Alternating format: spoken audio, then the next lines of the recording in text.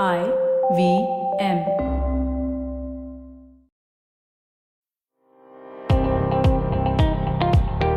Welcome to All Things Policy, a daily podcast by the Takshashila Institution. We are a bunch of policy nerds based in Bengaluru, and we like bringing fresh perspectives to Indian affairs and Indian perspectives to global affairs.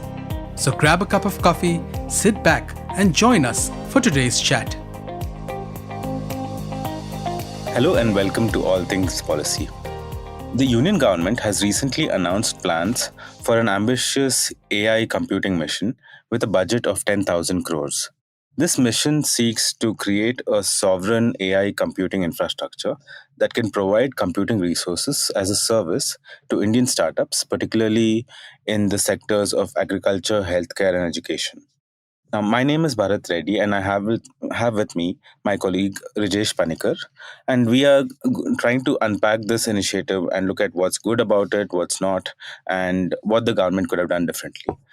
So, welcome, Rijesh. Thank you. Good morning. I thought we could start off by looking at um, how is why is compute important when you're building AI models, and how is it typically accessed by someone who is either building AI models or applications, and where does compute come in, and how is it typically used? Would you throw some light on this? Sure. So when we look at AI, right, what you're actually doing is it's a lot of math underneath it all, right? So when you say you're building an AI model, what you're actually doing is you're essentially building patterns off of underlying data, and that typically happens using large scale matrix multiplications and inversions and things like that. So you're talking about a lot of math and a lot of computation happening, right? So in order to do this, what has happened recently is that we've started using things like GPUs, which are graphical processing units, which are better than the regular CPUs that run our laptops, right? So GPUs are essentially able to parallelize a lot of stuff, and as a result, do things faster. So obviously, speed matters. I mean, when you're talking about billions of parameter size models and zettabytes of data running those models, then for training those models, then speed will have a huge difference. So that's why compute is very, very important. But at the same time, not everybody needs to buy all of this compute and store it locally. That's really not how the world has worked. The world is moving towards doing everything on the cloud, where there are centralized providers, because it's obviously more scalable, more efficient. That's the same thing that's happened with AI. So the typical way to access compute these days is through a cloud provider, right? You go to a Amazon Web Services or a Google Cloud or an Azure, and they have their large scale clouds where they've also started offering GPU compute and offering the ability to host your AI model. So that's typically how one would access them. Right, and so some might say that there's a concentration of very few companies offering this kind of a service, and like you said, in the cloud computing services providers, there's I think AWS, Microsoft Azure, and Google Cloud, which kind of have around 65% of the global market, and that is a big chunk of the market. But there are also a lot of smaller, maybe domestic players who are also based in India.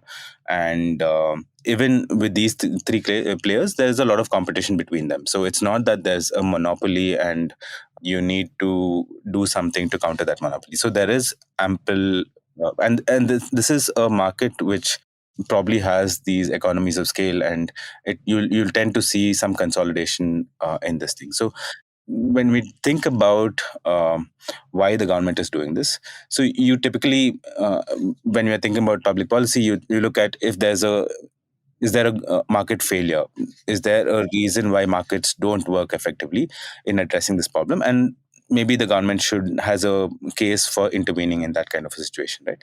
So like we were talking about, there's probably not, and there is some amount of concentration in the market, but it's not something like a monopoly where the government needs to intervene. There is some competition, and that's the nature of the market. So do you think there's any other kind of a market failure that exists here? Something that would necessitate government? So Another way to think about this is that you could say that the market does not have failure because there is adequate competition, and there certainly is. Because as you said, like the big three, even with all their money, only have 65% of the market, right? They don't have 95% of the market. So clearly there is competition. But on the other hand, I mean, if I were nation state, or a government, and I was thinking about, oh, how might this cause a problem. See, there may not be a market failure today, but what if there were a market failure at points of time, right? Where suddenly demand goes up too much, and then I get locked out of compute, or for some reason I get locked out of compute because some other sovereign state makes a decision to lock me out of that compute. So that you might think of that as a market failure, but that seems to be based on a lot of assumptions, and perhaps is being too proactive, right?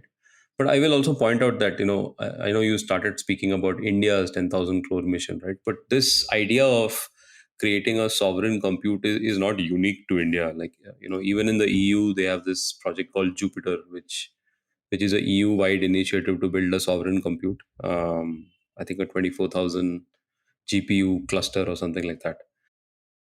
So it's not unique to India. I mean, obviously, all large countries or agglomeration of countries are looking at this compute and thinking about, should it be sovereign, right? So that actually makes me curious. So, do you think there are any good reasons from a sovereignty perspective for India to build this kind of a sovereign compute?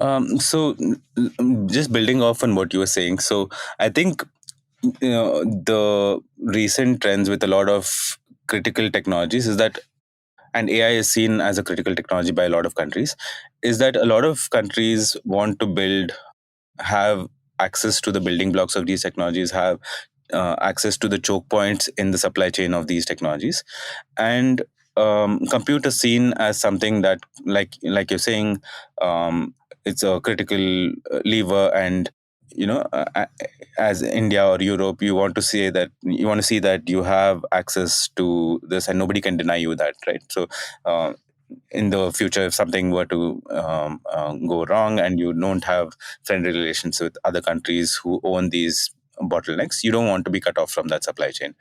So that could be it could be a de-risking kind of a that this is supposed to serve. But again, there are a lot of maybe problems with approaching it this way. There could be other ways of de-risking this particular vulnerability, right? Correct, I agree. I mean, so like there's a difference between saying that sovereign compute should be done by the government versus saying that we have locally available resources over which we have reasonable control, right? So there are, like as you said, there are other ways of solving the same problem. So the other reason for wanting to build something like this is that there might be an intention or a desire to build local capacity, to be Atmanirbhar in building out AI applications for India, to that someone else building it somewhere else might not be able to look at it from an Indian perspective, understand our needs, and there's also talk of this data that is used to train algorithms should not leave the country, and it should be located within domestically, and that gives the government more control over how it is used and or misused, and things like that. So this again is is the logic behind this is again questionable. So you might say that, is it more secure if it's in a domestic server?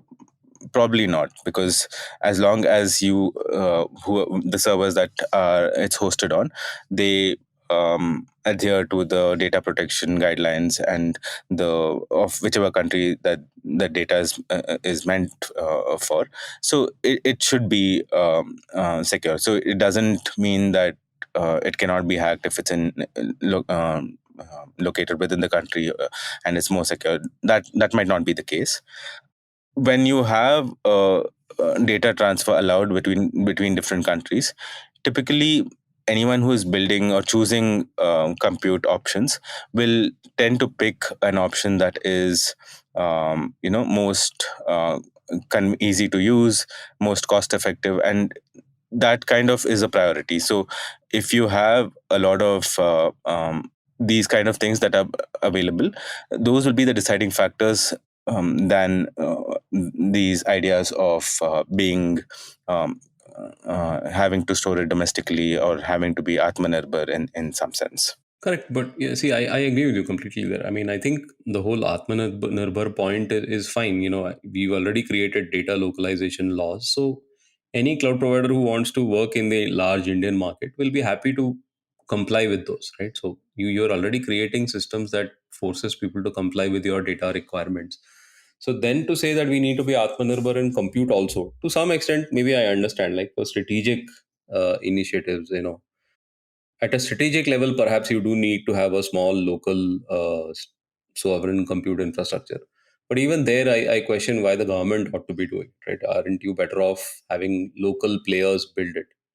And as you said, ultimately, there's a reason why AWS, Azure, and Google have 65% of the market, right? It's not just because they have the compute, it's because it's very well integrated with all of their offerings. So even if the government were to build out this sovereign compute, what do you do with it, right? You can't just put the compute out there and expect everybody to build everything from scratch. So it has to integrate. So there, I think there are probably better ways of building this. Even if we decide we want sovereign compute, and probably it is a good idea, I think there's still maybe a way to make, just like in road infrastructure, right? You have a build, operate, transfer model. Maybe the government should actually say to local players that, look, why don't you build compute infrastructure for us on a build, operate, transfer basis?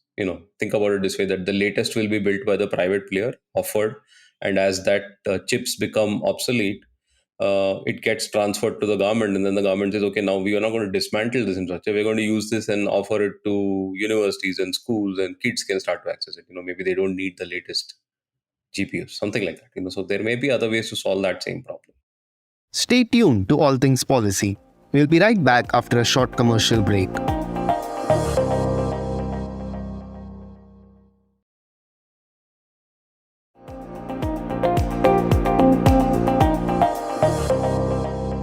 So far we've been looking at what are the market failures or what is the intention behind doing this. So now let's look at going forward. If something like this were to be implemented, what are the problems that we can foresee? I'm thinking that for starters, the government might not have the expertise in maintaining cloud computing infrastructure, so they might tie up with a different service provider who's going to maintain it. So that lack of experience could mean that that there's a lot of investment that will be needed to keep the hardware updated, to keep the software updated. And it's not just the compute that will be offered by cloud service providers. It's usually integrated, like you were saying, with a lot of other services that AWS or Microsoft or Google offer. So those kind of integrations uh, be very might not be offered on a platform like this. So there will be those kind of problems that might crop up. Do you see anything else that might be an issue when a sovereign compute infrastructure is built out? I mean, I think you hit it right. Like, the problem is that this is not the government's area of expertise. So, should the government really be spending the money to actually build and own this infrastructure, or are there better ways to get a private market to develop in India, right? Like, what are the things that we should do to encourage? Look, I mean, there are one or two local players who are starting to set up cloud services and data services in India. And what is the way to encourage that, create competition so that you have a robust market within India itself of providers, not just locally but also perhaps globally? So whatever the government can do to focus on that is better, rather than the government trying to say we are going to spend 10,000 crores and build it out ourselves and own it, because I don't think that that's a good idea. And it's also slightly confused because the government in the same breath talks about owning this and then also offering it to schools and institutions. Maybe that is actually a good use case, right? If the government says, oh, we're going to build out this small compute infrastructure and then offer it to our schools, and that is probably something that the government can do and probably should do, and that's not a bad idea. And also, like, while we do talk about compute, I also want to point out that data is as important, if not more important, than compute. Without data, none of the rest of it really matters. So I would actually think that if the government wants to focus its effort somewhere, it should focus on opening up siloed government data and trying to figure out how to open up these kind of India specific data sets, right? That is probably only available to the government today, right? How can you make those open, not just to private players but also for research, right? And I think that is a better way to, especially because India is a multilingual, multi-language country where there's so many data sets that are siloed. What is the best way to open up all those data sets and bring it so that people can start using that to build? Then you'll automatically start getting better AI models and AI applications.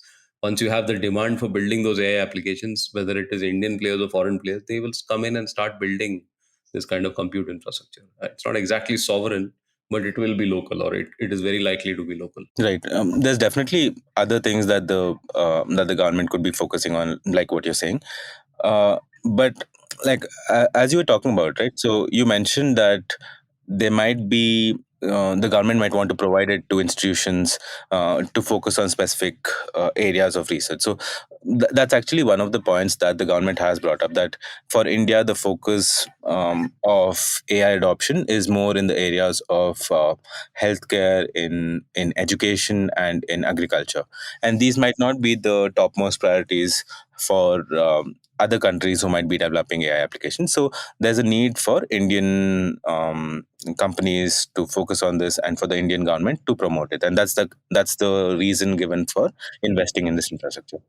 But again, like we were saying, so even if the priority is to I mean, these sectors are a priority. So there are other ways to fund companies that are working on these areas, to just acquire the compute from the market at a competitive price, at with all of the features that are offered, with the flexibility to scale the compute if required, uh, and without this kind of bureaucracy that decides which startup gets these gets allocated these sovereign compute resources and which doesn't, and what time slice do they get. So it's a lot of discretion that comes into the play when a government is deciding who to give it to, and they might not be the experts in deciding which is a good company, and which is a how promising is their idea, and things like that, right? So Yeah, absolutely. I wholeheartedly agree there. Like, government should not be in the business of deciding uh, who gets access to what, because that inevitably leads to some form of a license raj, right? Where the government is effectively deciding. So the incentives all change up. So that's definitely a bad idea. There's no question about that. I'm full agreement on that. It's always better for the government to find other ways to incentivize it, whether it is, like you said, providing tax relief to startups, or providing some other kind of incentives to people who are in focus sectors, so that they can access commercial offerings for compute. I completely agree with that, because as you said, the argument that we should build this because for areas like agriculture they will not be able to competitively access compute. I mean, that it's probably true, but this, government owning the compute is, I don't think, the best way to solve that problem, because that creates too many other conflicts, I think. right. Let's move on now, to conclude this discussion, to focus on what the government could have done differently. And you touched upon some of these things when you mentioned that um, data is really important, if not as important, more important than, if not more important, as important as compute. And the government could unlock the data sets that it already owns. Or can you talk a little bit more about that? How would that work in practice, and why is it so important in an Indian context? Okay, so I think the one thing we all notice today is that, like, most of the large AI models, the one that are all commonly used, is all trained on like global English-based data sets, and obviously they have a lot of utility. But in an Indian case, if you're thinking about AI applications, especially in areas like agriculture or healthcare, or that are applicable to local populations, you have to consider the context that that's all in a lot of their unique data, right? Because of the extreme level of diversity, a lot of their unique data will probably be in a local language, not in English. So how do you create data sets that actually matter to people, right? I mean, how do you create data sets that actually capture this diversity? You have to capture data that is coming from local language data sets. So that is something that no private player will probably be interested in today, because individually each of those silos are too small to matter. So that's something where the government should definitely focus on, and of course opening up the government's own data sets, which are massive silos of decades of data about India, right? So I think focusing on those two areas, like our local language data sets and our government data sets, and creating open data sets from those, or providing a method of open access to those data sets, is probably the best way to kickstart local AI development, things that actually matter, or things that actually work well for India.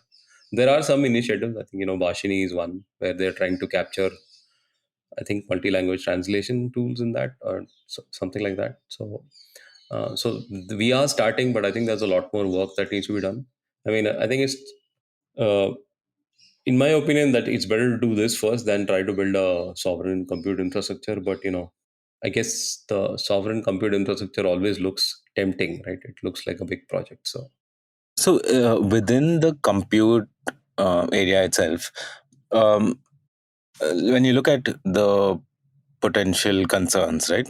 Is there can we look at something that if the government identifies that compute is important and along with data and everything else, so maybe not prioritizing between the two, but addressing both of these areas. So one of the things that might be a problem is that now we were looking at crowd service providers so far, that there's a concentrated market, 65% owned by three companies and so on.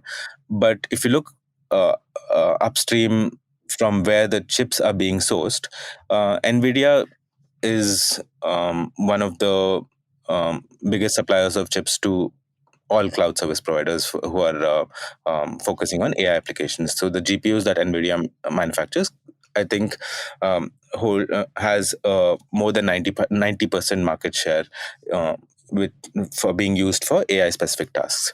Now, there's a lot of reasons behind this.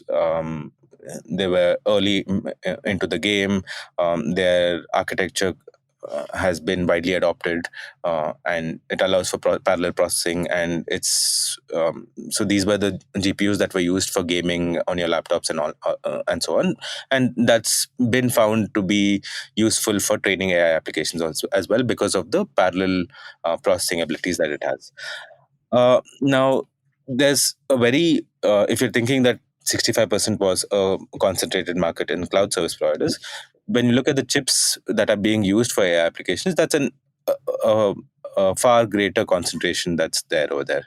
Now, and this could be a potential area where research might could come up with a different architecture, a different technology that could serve as a replacement for these tasks. And it's very important because if you're looking um, at the government investing this huge sum of money in building out this infrastructure. Now, there's a very long lead time to get the chips from Nvidia itself. So if you look at the current generation of GPUs, like the H100, which is popularly being used, now the lead times for that is up to 52 weeks. Now, if the government orders these GPUs now, they'll not be able to deploy them, and it might take a long time before you could set this up as well. And by that time, there might be newer, upgraded versions of these chips available. So there's a 52-week backlog, and even if the government orders these GPUs now, they won't be able to deploy them for until a year later.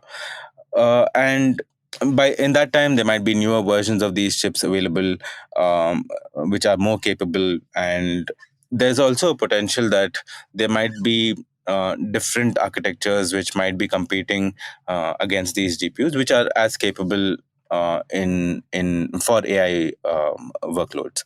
So investing in or funding research in these kind of alternative technologies might be a good alternative to investing in the infrastructure itself. So this could have the benefit of giving Indian companies a strategic advantage in building out the technology architecture of the future. Right? So something like that might also be a possible alternative that the government could consider. And Anything else that you would like to add, Rijesh? But can I say on that? I actually hold the exact opposite view. I think the fact that Nvidia has 90% of the market share is a good thing, because I expect to see companies like AMD and Intel, Qualcomm, everyone. And we've already seen that, right? Nearly all the large AI model builders, OpenAI, Anthropic, Google, Amazon, everybody has gotten into this business of trying to design AI chips now, because they all recognize that Nvidia holding 90% of the market is not good for them.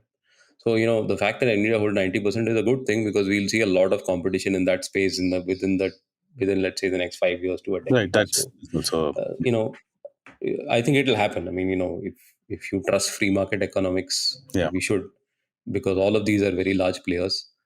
I don't think that this GPU thing is going to be a chokehold for very long. But that said, your point around the government funding research on open source architectures is anyway a good, and I think India is doing some of it. Right, we've been very pro RISC-V or RISC-V, however you call it, and we wanted to push for that architecture. And I think that is a good idea. Globally, a lot of countries and a lot of companies have started to recognize that RISC-V is a good idea, and we should push for it, and that will happen. I mean, again, the thing is, open source architectures is not the kind of thing that governments should do, single-handedly or in an Atmanirbhar way. Ideally, what you want is to collaborate, you know, multilaterally, so that you can come up with standards that are truly global, so that everyone can build. Because the more scale you have, the cheaper it gets. So, hopefully that's what we fund research on. Right? It should not just be that we will build for our use. Right.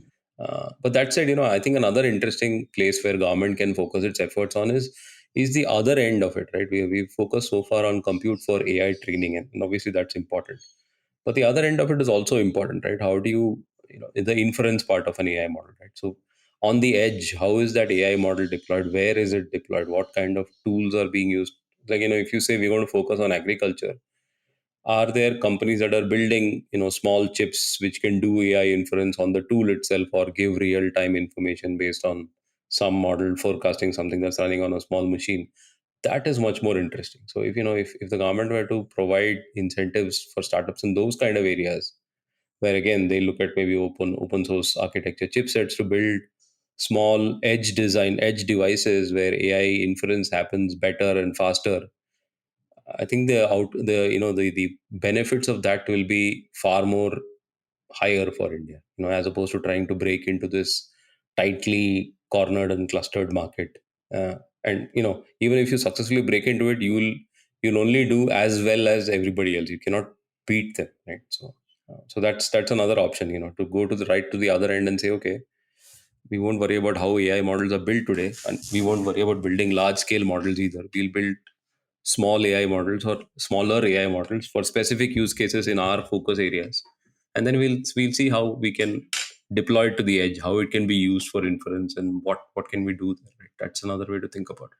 No, that's a very interesting take, because and there's a lot of potential for building up manufacturing capacity, for creating jobs in that kind of a thing, right? So you'll have to Exactly. manufacture and edge compute devices at scale Yeah. for deployment, and these are typically cases where there might not be good connectivity. They might not. It's deployed in the field. So these are applications that might work in an Indian context, and these have the potential to create a lot more jobs as well. So that's definitely an area that we can. Absolutely. Yeah. So this has been a really interesting conversation, Rijesh. And for our listeners, we have been working on an approach to AI governance for India, and our research is available on our website www.takshila.org.in. So do check it out and let us know what you think of that. And we hope you enjoyed this, and have a good day. If you liked our show, don't forget to check out other interesting podcasts on the IVM network. You can tune into them on the IVM Podcast app, ivmpodcast.com, or wherever you listen to your podcasts. You can also follow IVM on social media. The handle is @IVM Podcasts on Twitter, Facebook, and Instagram. And hey, if you'd like to dive into Takshashila's research on technology, strategy, and economic affairs, check us out at our Twitter handle @TakshashilaINST or our website takshashila.org.in.